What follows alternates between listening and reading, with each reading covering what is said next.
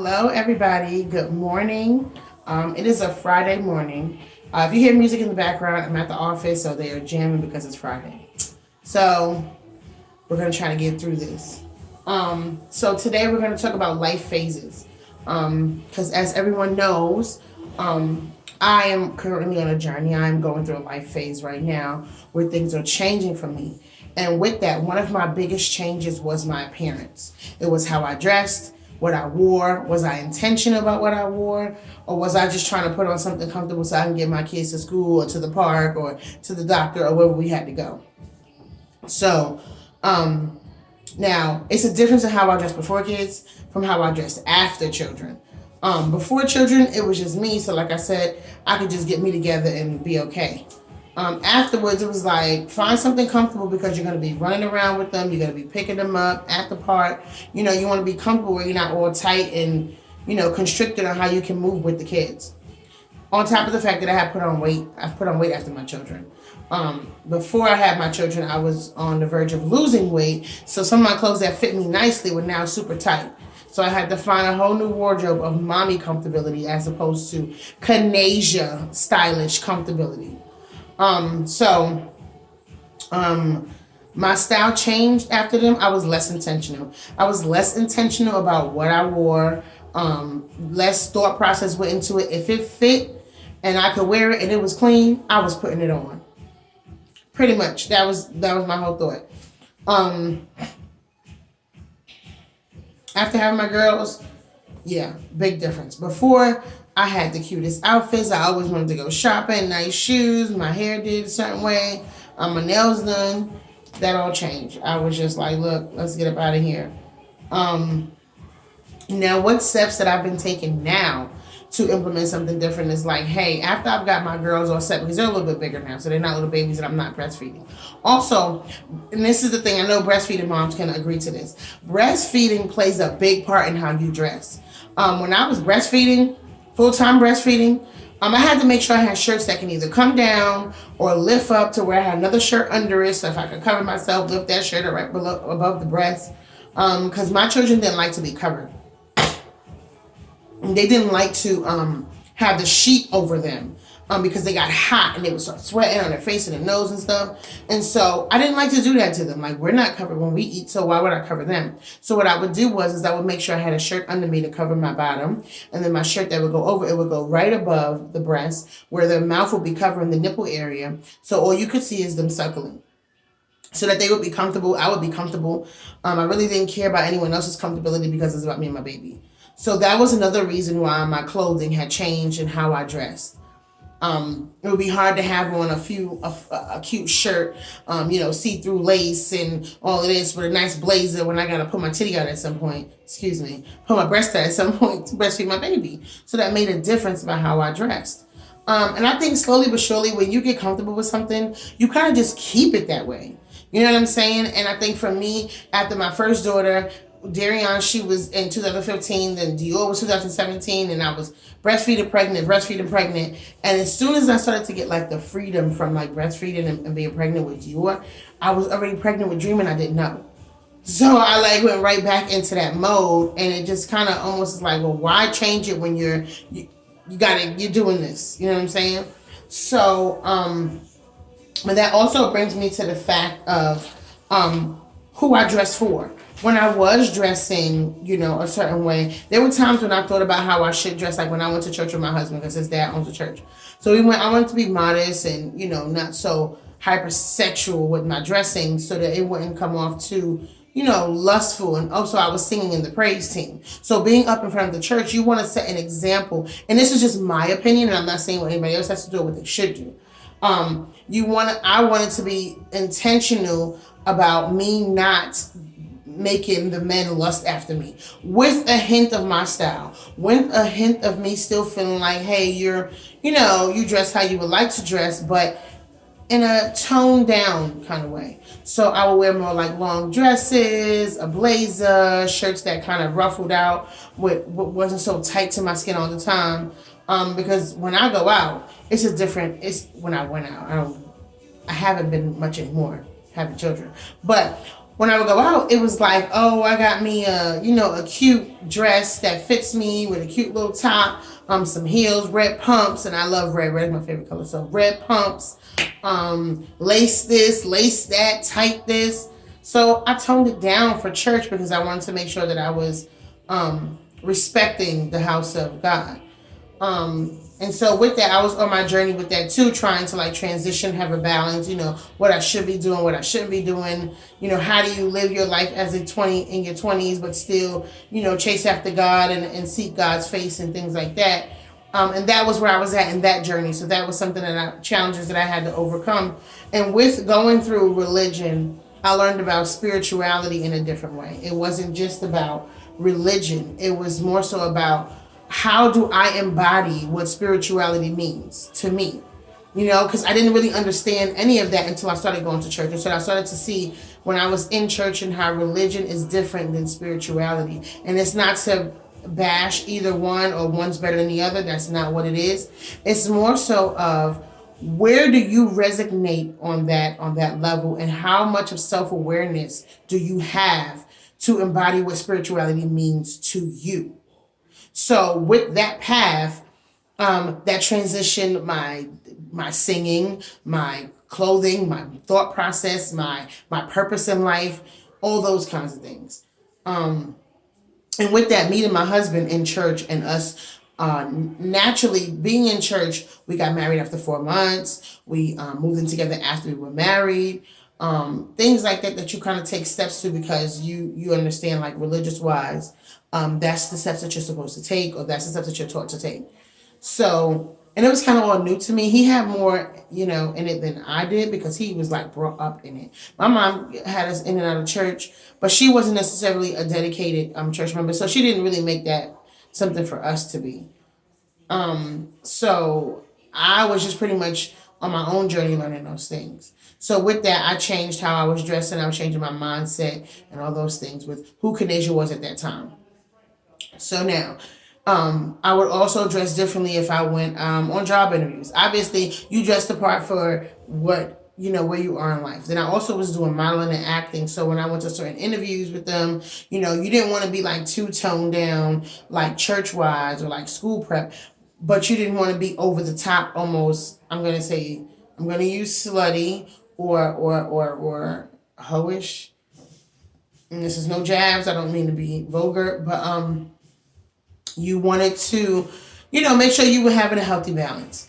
And honestly, we all need healthy balance in wherever we are in life, because you go too much this way, you go too much that way, and you fall over. So it was a healthy balance for me in different settings and how I dress for different occasions, for different things, around different people.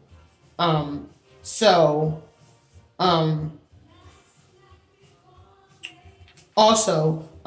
how are you dressing? Is it to attract people, attract men or women? Because see, all these different phases of how you dress is all a subconscious thing as well. So see, me thinking about it in those ways is me subconsciously thinking about what I am projecting when I dress a certain way, or what information am I giving off, because dressing and fashion is a form of communication. It's a form of communication in the way you express yourself. So how you express yourself with the way that you dress speaks volumes about who you are. Now, whether you care about the volume and speaking or not, what you're doing is in a way forming a conversation with you in the world, or you and other people that you come into contact with. Because anytime you get dressed to go out, say for instance, you're going out to the club, right? And you're like, oh, I want to wear this, I want to wear that. Are you doing it because you're like, oh, I just want to look sexy because this thing made my body look good? Or are you doing it because like the niggas is going to be on me and the girls is, excuse me, I don't mean to use niggas in that way, but in the mindset, the dude's going to be on me and the girl's going to be jealous. Some people have that mindset when they get dressed. Some people is like, oh yeah, I'm about to shut it down. This is exclusive. Some people have that mindset. Or, no, I don't want to be too over the top because I don't want these dudes thinking they can just be rubbing up on me and stuff. Everybody has their own thought process when they're putting on clothes. What are they going to look like? What does it look like on their stomach? What does it look like on their flawed areas? What does it make their asset areas look like? Does it make it pop? Does it make it not? What those things do for them and why they think about those things when they get dressed are subconscious things that they are trying to either project or not show. And so with that, I, for myself, know that growing up, I've always been the thick girl, the big girl out of the group. And so with that, I've always wanted to dress really nice and look a certain way because I felt like they're already trying to look down on you or look at you a certain way because you're bigger. So make sure that you always come to dress the part because you ain't gonna have nothing extra to say about me. On top of besides the fact that you already gonna say that I'm fat or big or whatever you want to call it, because kids can be cruel. You know what I'm saying? And I went through that. I went through kids being cruel. I went through being teased. And with those moments of that happening, subconsciously, it does something to you. Subconsciously, you grow up with certain habits and you react a certain way, and your actions change because of what you went through. Them experiences teach you certain things that you take on in your life. Same in the house with my siblings. My siblings were sometimes cruel to me, calling me out my name, saying certain things to me, being mean to me. But you know what? That's what you go through with siblings. That's what you go through with your peers. People go through these things, whether it's being really popular or being just who you are or people not knowing you at all in school. I think I was pretty much in the midpoint. I wasn't necessarily popular, but I wasn't like someone like nobody knew at all. So for me, with that, I always was the type to say, hey, I'm going to make sure I look good within the bounds of what I had to wear. So growing up, my mom, she was a single mom. My dad died when I was 2. So pretty much she's doing this all by herself. And she had her own, things that she was going through in her own life. And that's a story for another day. But with that, I was limited on what I had to make myself look presentable. I was limited on what I had to really dress the part that I really wanted to dress because I did not have all the things that I felt like I needed to do or dress how I really wanted to dress. Not to say that my basic needs weren't met, but when you want to be fashionable, for one, not a lot of things are very fashionable in plus size. At that time, as a teen, as being young, there wasn't very many things to me fashionable. So I had to figure it out. I had to put things together. I had to whip it up, try new things. You know what I'm saying? To get that style I was trying to accomplish. And as I got older, I learned to improvise on certain things. I learned that, when people give you clothes, you can rip them up, you can cut them up, you can redesign it, you can re-sew it, you can cut your pants, I had to get creative with it because it wasn't something out there specifically for me and my style and what I like to wear as a plus size teenager. And because I was not sexually active, my thought was not to be provocative or sexy in my dressing. It was just to show my style of who I was. And so as I got older, I started to shop in a different way, look for different things, cover up in a different way. Before, my shirts used to show all my belly. I didn't care. My jeans was nice and tight. My shirt was skin tight. You know what I'm saying? I used to wear these shirts with it was like Slim Girls on it. And I would wear it purposely because it would stretch the bodies of the Slim Girls out on me because I was bigger. And I would wear them like, look, I'm making skinny girls fat. It was more of a statement like, in my mind, you skinny girls ain't got nothing on me. Because I'm still pretty, I'm still bomb, I still dress nice. You know what I'm saying? I'm charismatic, I am who I am. So, accept me or don't. And that was my mindset because I was so tired of trying to feel like I needed, I guess, to fit in some way in like elementary and junior high school. That was like, nah, I'm going to do my own thing. I'm going to set my own style. And I started working at the age of 13 because I wanted money. I wanted money so I could go get me them new Timbs that I wanted. I wanted money so I can go get that new outfit that I wanted to get. And even though it was only $125 a month from tutoring kids at the school at the Beacon program in the Bronx, I made that thing stretch. And then I would do hair on the block and stuff like that because I wanted the clothes that I wanted. I wanted to dress a certain way. And as soon as I was able to do so, as soon as I was able to work and gain the skill of braiding hair from cosmetology in high school, oh, you couldn't tell me nothing. I was making my own money. I was buying my own clothes. I was getting what I needed. My mom got me what she could get me, and what else I could get for myself, I did. Because I wanted to dress a certain way. I wanted to have certain clothes. And as I got older, that became a big thing to me. that was important to me, how I dressed my body.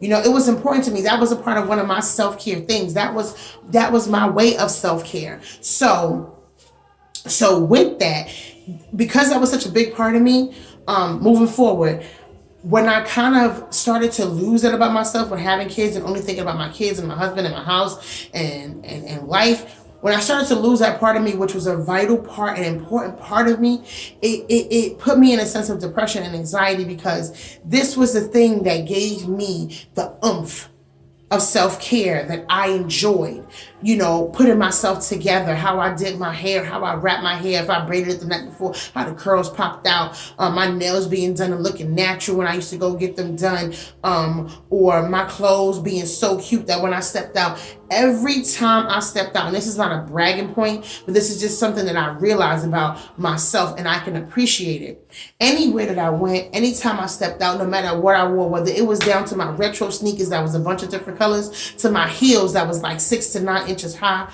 or my dress or my hair, someone complimented me on a part of my style. Oh, I like your style. Or, you know what I'm saying? I like how you dress. Oh, those is nice. And I can appreciate that, because I remember there was a time when I was younger that people would tease me or be funny or try to make side remarks about what I had on. So growing up, knowing that, and that's a part of that thing where you think the fruits of your labor. So this was my labor, taking time to do things for myself, taking time to,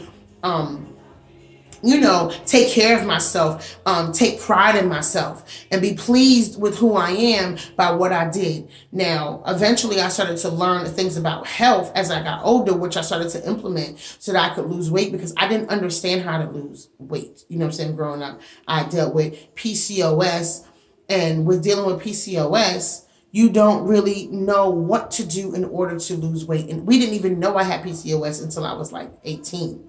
So I'm not a big eater, but I was gaining weight. And no matter what I did, I couldn't lose weight. And we didn't know what was going on. My mom was concerned. So with that, that was another struggle that I was struggling with.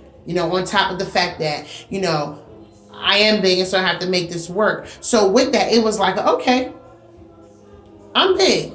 But you know what? I'm going to make the best of it, because I'm still dope and I'm still bomb, even though I'm this size, or I look like this, or this is my body shape. I'm still going to dress it up beautifully. I'm still going to make it look good. I'm still going to take pride in it. I'm still going to be who I am, because it doesn't stop me because I'm dealing with this challenge.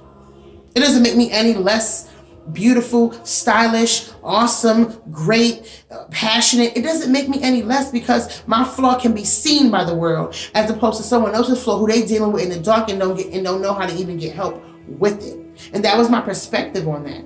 And as I got older, with dressing myself and taking care of the outside, because I didn't know at the time how to take care of the inside and what to do.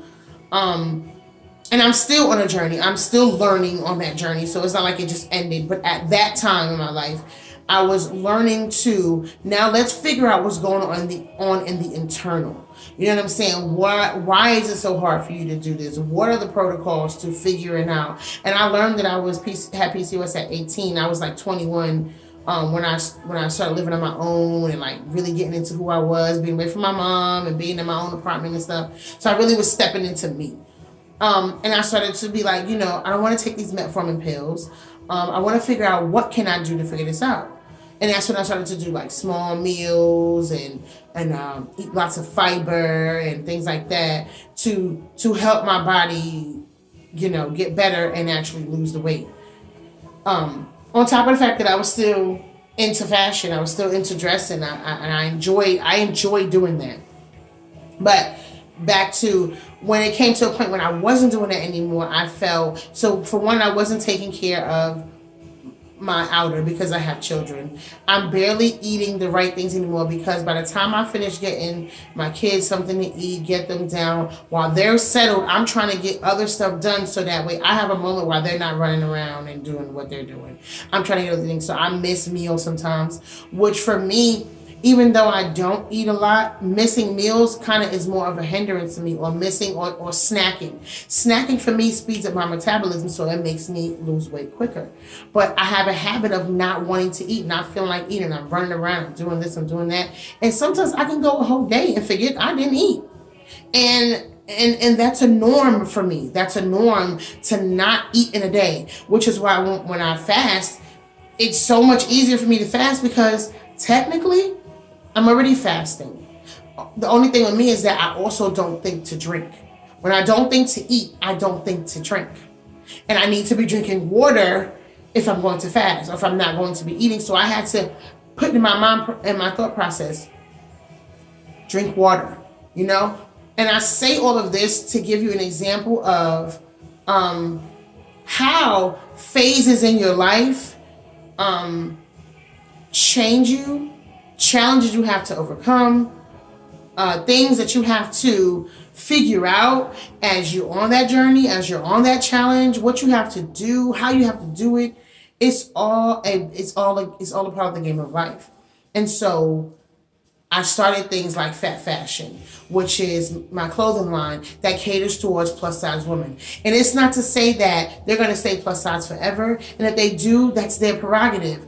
But if you want to lose that weight, we have clothes for every part of your journey, from when you're plus size to when you're in the process of losing weight, to, sweatsuits that fit you so that when you're working out, you can be comfortable, or sportswear when you're at the gym working out, you can be comfortable, or fashionable clothes that will cover up whatever you're trying to cover up until you get to your goal weight. We have a line that it speaks to everybody.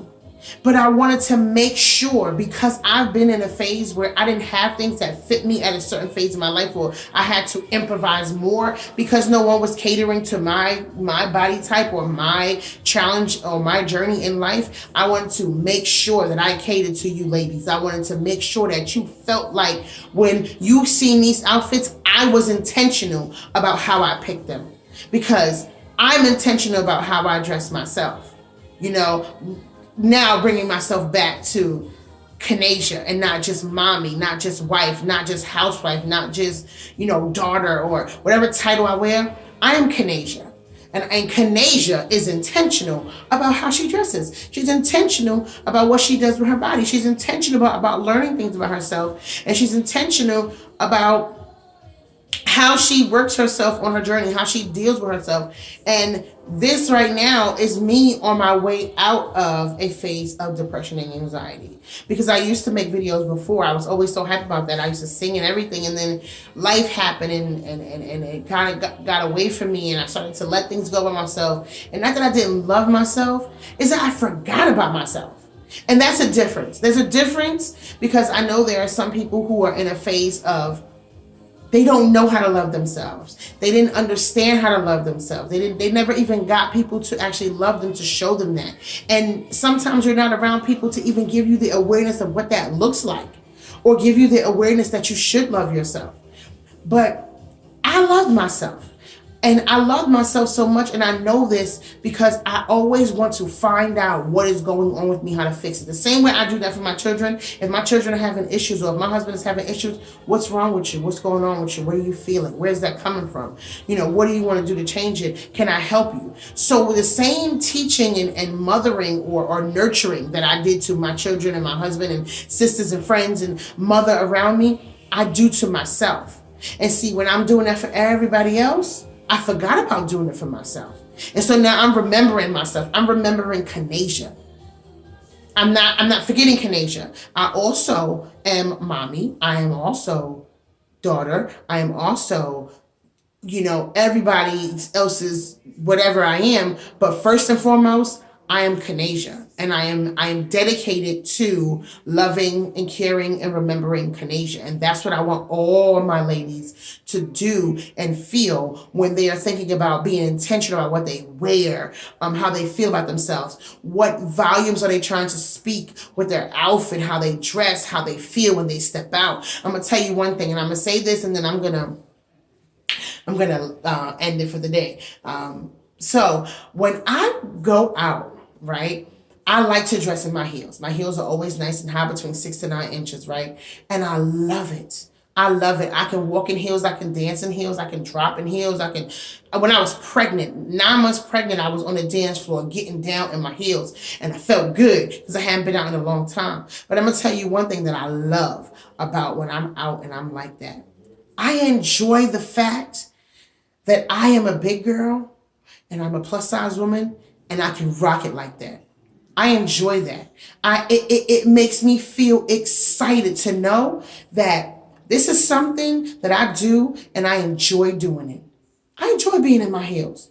And even as big as I am, anybody want to say, or skinny, whatever you want to call, I enjoy that about me. That is something that I love about myself. That I get to enjoy being that person, dancing in my heels, feeling sexy, even whatever size that I am, whatever part of my journey I am on. When I'm on that dance floor and I'm dancing, I don't care about nothing but myself and feeling good and feeling sexy. And that is where I need for all of my ladies in fat fashion and buying fat fashion to feel like when you pick these outfits and these heels and you pick whatever it is that I got on my catalog for y'all to love, which you will see very soon, you're going to feel like $1,000,000 no matter what. No matter where you are, who you're in front of, you're going to feel like $1,000,000. And that is my intention for my ladies. So I'm going to end this video. I thank you guys for being here with me today. And I hope you got great information out of this content.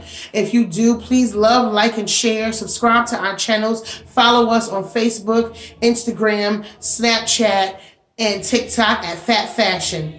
We are all there for you guys. And I cannot wait for you guys to see y'all posting your pictures of all your fat fashion items that you guys are going to love, like, and enjoy. Y'all have a great day. Enjoy y'all weekend. And I'll get back with y'all on most likely later today. Later.